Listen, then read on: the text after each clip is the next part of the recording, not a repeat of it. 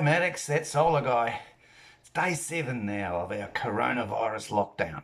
And something that's occurred to me is we spend life, we go to bed, we wake up, we expect things to be the same today as they were yesterday and to be the same tomorrow. Guess what? There's a whole new reality.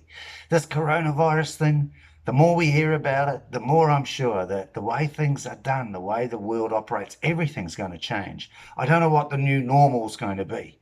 But what I do know is I believe the new normal is going to be about self-sufficiency. I don't think, well, at least I hope, that the days of everybody, popping down the road for a cappuccino and some avocado on toast, and, those days are potentially over.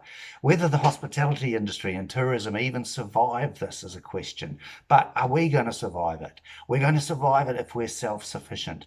I've spent the week planting a garden. I'm thinking about a chicken coop. I'm thinking about, how do we become self-sufficient? There is no doubt that going forward, after this all washes out, whatever the new normal is, it's probably going to be a revert back to the past. It's potentially going to be sort of a post-depression economy. And part of that, I'm so convinced, is that we have to be self-sufficient in as many ways as possible.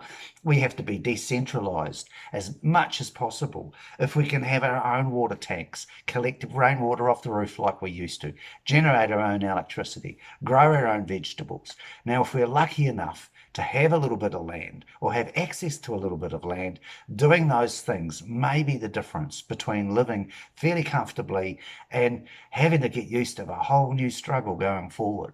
Solar plays a part in all of this. And as I've said in previous videos, solar plus a battery is the answer. So have a talk, have a look around to your suppliers. I know a couple of the companies I'm associated with are importing good equipment from China now and making it available at essentially container door prices. So, if you can get out there, if you have some capital or you have the ability to invest 8,000 or 10,000 into a new system with a small amount of solar, a small amount of battery, a bit of backup power like I've talked about. It's just an investment that's going to give you the self-sufficiency and the confidence moving forward into this whole new reality. I can't stress enough, that's the way to go.